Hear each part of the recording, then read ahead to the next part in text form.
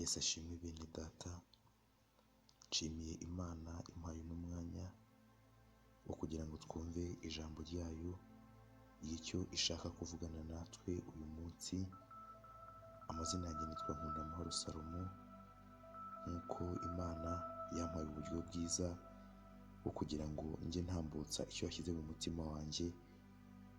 Reka tubanze dufatanye muri iri sengesho kugira ngo iri jambo ngiye kuvuga Imana yashyize mu mutima wanjye, Imana irikoreshe, kandi ntabwo irikoresha ihindura imitima y'abagiye kuryumva bonyine, ahubwo nanjye uko mbivuga niko nibwira kugira ngo nanjye bingirirweho.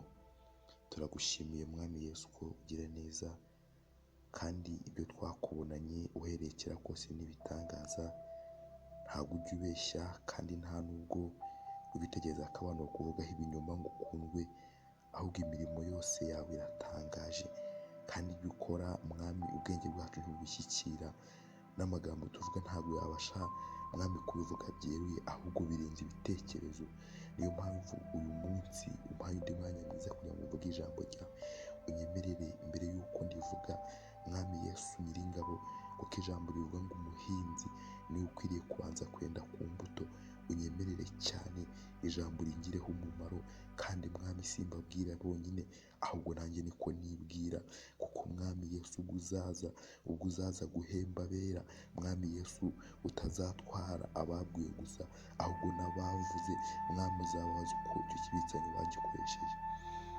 Unyemerere ukingure imitima bagiye kumvira ijambo, n'abazarikurikira bose rizabagirira akamaro, kandi ntushyirwe hejuru kuko uri uwera. Urakoze kumpaye uyu munsi mwiza, iri jambo rikoresha uhindura imitima ya benshi, mu izina rya Yesu Kristo, amen. Yesu ashimwe bene data, tugiye gufatanya umwanya w'ijambo ry'Imana. Ijambo ry'Imana ni rizima, nongere mbikwibutse, kandi ntabwo bishoboka ko umwizera abaho atarifite. Reka dusome ijambo ry'Imana ishyize mu mutima wanjye. Rifite umutwe uvuga ngo icyo Imana igushakaho mu mwaka w'2024. Reka nsubiremo: ubushake bw'Imana kuri wowe cyangwa kuri njyewe, cyangwa ibyo Imana ishaka gukora muri 2024. Icya mbere ni urukundo. Hanyuma urukundo tuvuga hano ni wa mubano Imana yagennye abizera babaho bari mu muryango wayo yabashyizemo. Ntabwo ari rwa rukundo umusore akunda umukobwa ngo azamutware mu rugo babane, cyangwa wa muryango Imana yatangirije muri Edeni, ahubwo uru rukundo ni urw'Imana yagennye, cyangwa ni umubano mwiza Imana yagennye ko abizera babanamo hagati yabo. Ndagira ngo nkwibutse ko iyo uru rukundo rwabuze, iyo umubano mwiza wabuze hagati y'abizera, ibyo bakora byose nta gaciro bigira imbere y'Imana. Mu rukundo rero turaza kubonamo guhora witoza gukiranuka no gukora neza. Turaza kubonamo guhora witoza gukiranuka. Ni ukubera iki ari uguhora witoza gukiranuka?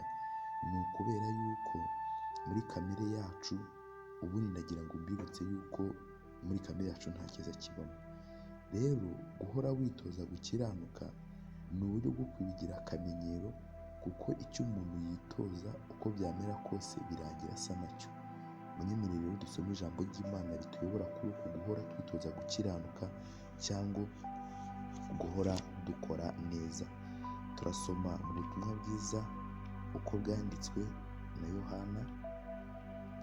Ubutumwa bwiza uko bwanditswe na Yohana, igice ni icya 15. Dusome umurongo wa 16. Haravuga ngo: si mwe mwantoranyije, ahubwo ni jye wabatoranyije, kandi mbashyiriraho kugira ngo mugende mwere imbuto, imbuto zanyu zigumeho, kugira ngo icyo muzasaba Data cyose mu izina ryanjye akibahe. Reka nsubiremo aka gace gato k'uyu murongo: kugira ngo mugende mwere imbuto, imbuto zanyu zigumeho, kugira ngo icyo muzasaba Data cyose mu izina ryanjye akibahe. Hanyuma tubonye ko izi mbuto atari iz'umunsi umwe. Abenshi bera imbuto z'umunsi umwe ariko bakumva ko bihagije, ariko mwene data aragira ngo nkubwire ko atari ko bimeze. Imbuto cyangwa imirimo Kristo yaduhamagariye gukora ni imirimo idusaba guhora tuyikora, ndetse ijambo ry'Imana ritugaragariza ko iyo turimo gukora imirimo, mwibuke rya jambo riri mu mubwiriza, naryo munyemerere turisome. Ijambo riri mu umubwiriza igice cya 11, umubwiriza igice cya 11, turasoma umurongo waho wa mbere n'uwa gatandatu. Umubwiriza igice cya 11 umurongo waho wa mbere n'uwa gatandatu, haravuga ngo nyanyagiza imbuto yawe ku mazi, kuko igihe nigisohora uzayibona hashize iminsi myinshi. Reka twongere turebe n'umurongo wa gatandatu, haravuga ngo mu gitondo ujye ubiba imbuto zawe, kandi nimugoroba ntukaruhure ukuboko kwawe, kuko utazi ikizera ari iki cyangwa kiriya, cyangwa yuko byombi bizahwanya kuba byiza. Ndagira ngo nkwibutse ko bavuga ko aho ugeze hose, aho uri hose, ugomba kuba urimo gukora ibyiza. Uku kubiba imbuto bavuga ni ukuba aho uri hose uba urimo gukora ibyiza cyangwa Imana ishaka. Ku rukundo ndagira ngo nsoreze kuri iki. Ijambo ry'Imana riri mu Baroma igice cya 2 umurongo wa 7 rivuga ngo ushaka ubwiza n'icyubahiro no kudapfa abishakishe gukora icyiza adacogora. Iri jambo ragira ngo uce akarongo adacogora, kuko abaye ari ukuvuga ngo arabikora umunsi umwe birangire, abantu bose babishobora, ariko igiciro cy'abarokore benshi ni uko babisabwa kubikora badacogora. Ndagira ngo nkubwire ngo agakiza ntago ari ahahise. Ibyahise Imana ibyitaho, ariko se none urimo gukora ibimeze gute? Wibaze ngo ese niba narumviye Imana ndacyayumvira? Nubona utarimo kuyumvira, umenye ko ibyo wakoze byose bitazibukwa. Komeza muri uwo murongo kandi ukomeze wera imbuto zigumaho. Hanyuma reka turebe icya kabiri. Icya mbere tubonye ni urukundo, icya kabiri ni uguhamya. Icya kabiri ni ijambo ryitwa guhamya. Ijambo ryitwa guhamya rifite irindi nakwita nk'ikinyuranyo cyaryo, ari ryo guterwa isoni n'ibyo wemera. Iyo umuntu ahamije bisobanuye ko adatewe isoni n'ibyo yemera. Hanyuma guhamya nashyizemo ijambo rivuga ngo guhamya ahatagaragara n'ahagaragara. Kubera iki mpereye ku hatagaragara? Ni uko kenshi ibyo dukorera ahagaragara, aho abantu bari mu rusengero se, biba bifite intego yo kubereka ko twabikoze, ariko ibikorwa Imana yitaho ni ibikorwa dukora abantu batatureba, batadukomera amashyi.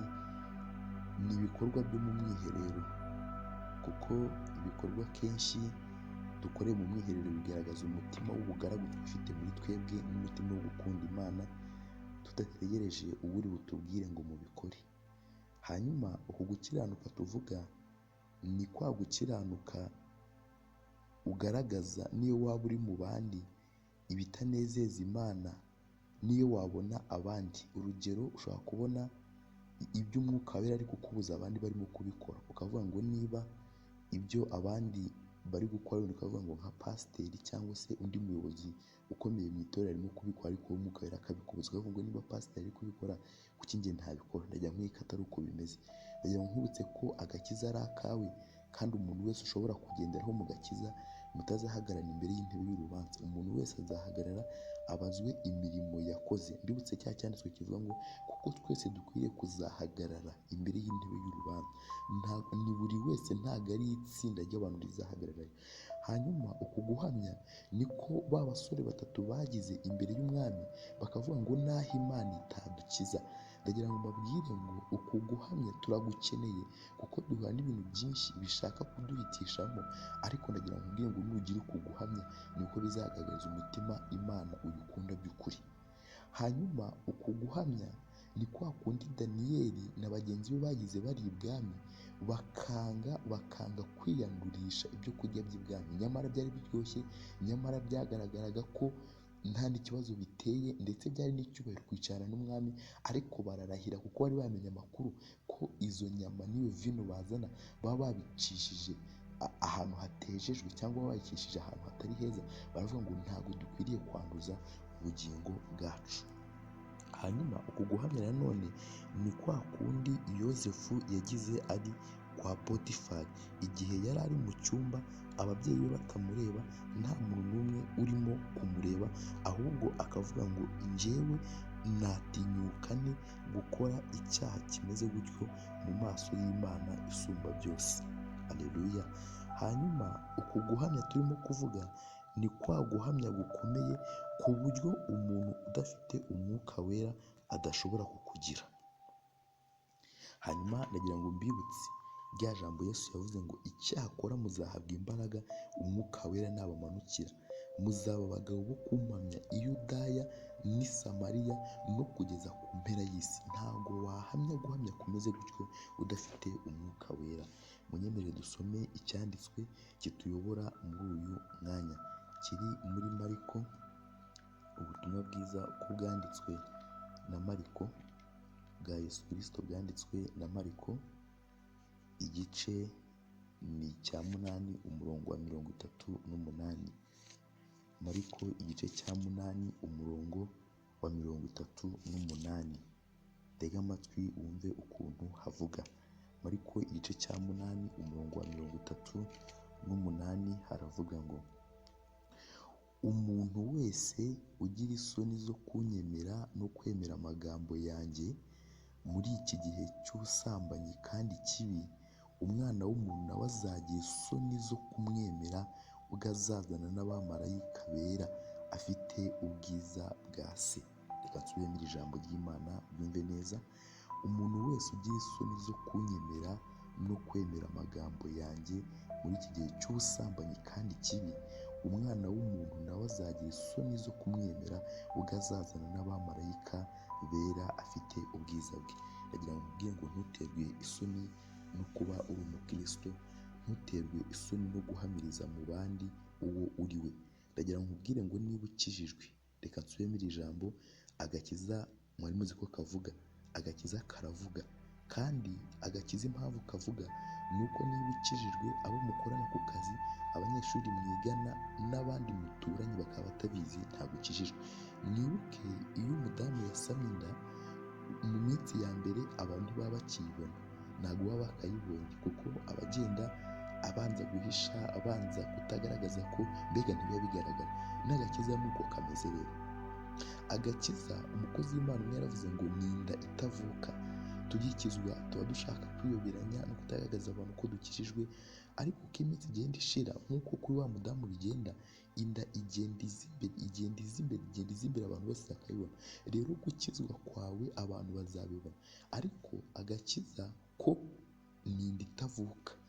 Izavuka igihe umwana w'umuntu cyangwa Kristo Yesu azaba agarutse gutwara itorero rye, kuko icyo uzagaragaza muri icyo gihe, icyo uzaba ufite nicyo kizatuma uraga ubwami bw'Imana cyangwa ukajya mu muriro utazima wagenewe abanzi b'Imana. Nakubwiraga ngo uyu mwaka uzagire guhamya Imana kandi weruye.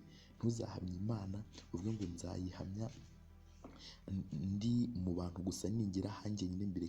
Ngira nkubwire ngo ibyo kenshi dukorera aha twenyine nibyo Imana iha agaciro. Twagiye tubona ingero nyinshi z'abantu bahamije. Reka tujye ku kindi cya gatatu ari nacyo cya nyuma, cyitwa gukorana umwete. Nsubire muri ijambo gukorana umwete. Reka dusome ijambo ry'Imana mu butumwa bwiza bwa Yohana igice cya 9 umurongo waho wa 4. Yohana igice cya 9 umurongo wa 4 haravuga ngo mwiriye gukora imirimo y'uwantumye hakiri ku manywa, bugiye kwira ni igihe umuntu atakibasha gukora. Kasubiremo, nkwiriye gukora imirimo y'uwantumye hakiri ku manywa, bugiye kwira ni igihe umuntu atakibasha gukora. Reka dusome n'irindi jambo riri mu gitabo cy'umubwiriza, irindi jambo riri mu gitabo cy'umubwiriza igice cya 9 umurongo wa 10 haravuga ngo umurimo wawe wose werekejeho amaboko yawe uwukorane umwete, kuko ikuzimu aho uzajya nta mirimo nta n'imigambi uzahabona, haba no kumenya cyangwa ubwenge. Gatsubire mu murongo, umurimo wawe wose werekejeho amaboko yawe uwukorane umwete, kuko ikuzimu aho uzajya nta mirimo nta n'imigambi uzahabona, haba no kumenya cyangwa ubwenge.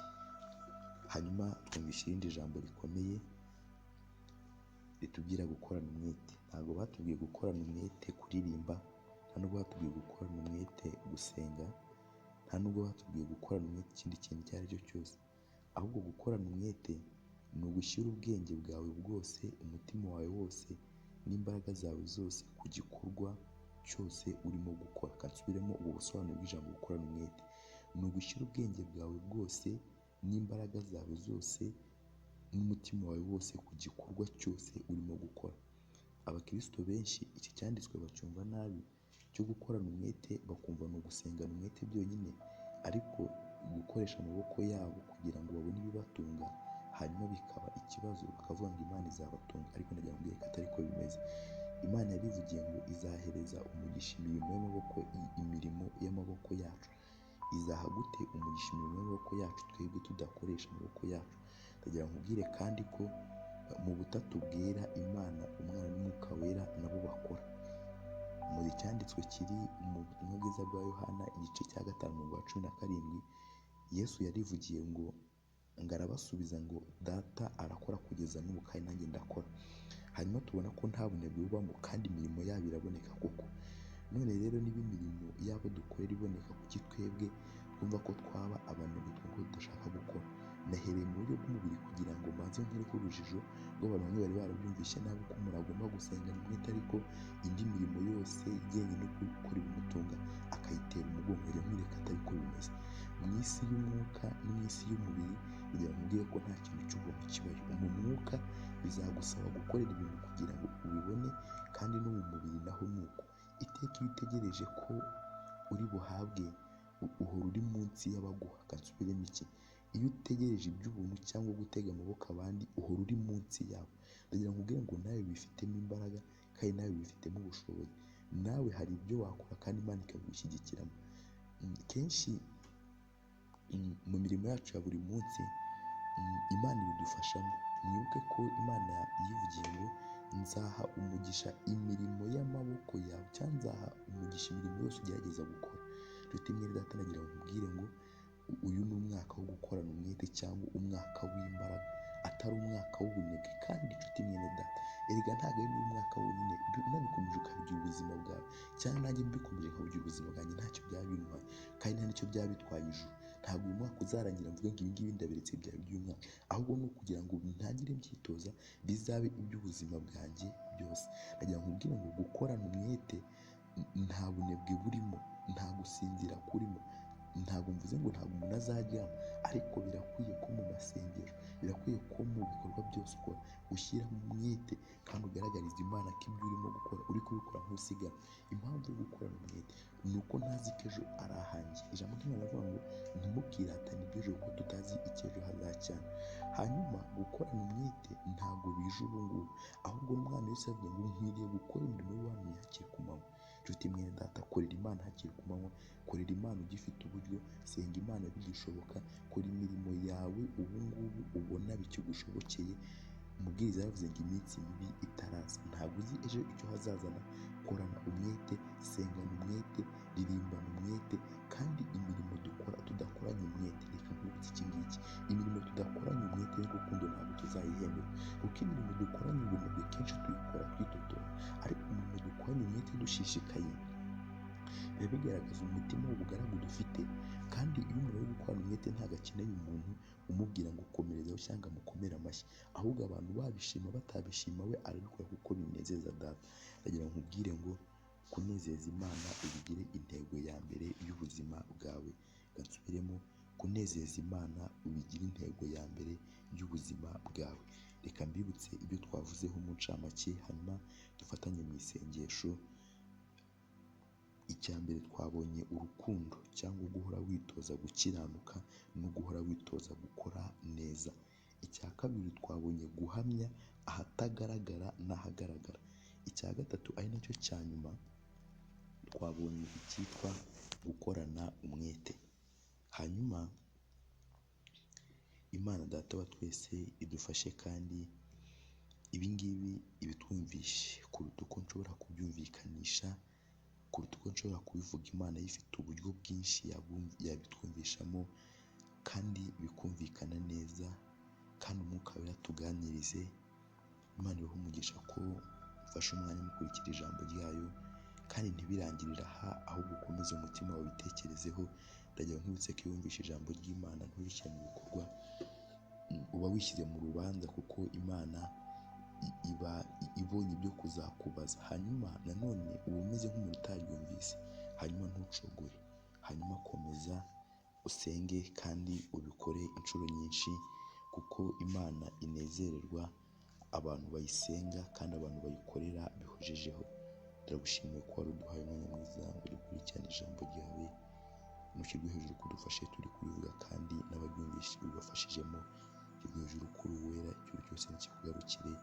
Unyemerere ijambo ry'impinduka mu mitima yacu, kandi uko twagendaga rigire ikindi ryongeramo. Umwuka wera tuganirize kurutaho. Urakoze ko wari uduhaye umwanya mwiza. Abakurikira ijambo baha umugisha, kandi uburyo twabonye kuganira ku ijambo ryawe nabwo Mwami Yesu ubiduheremo umugisha, kandi umpe kubikora mu buryo bukunezeza. N'abaryumva nabo Mwami Yesu ubagirire imbabazi kandi ubagirire ubuntu. Urakoze ko wari uri hamwe nanjye, kandi urakoze ko wari uri hamwe n'abaryumva. Mu izina rya Yesu Kristo.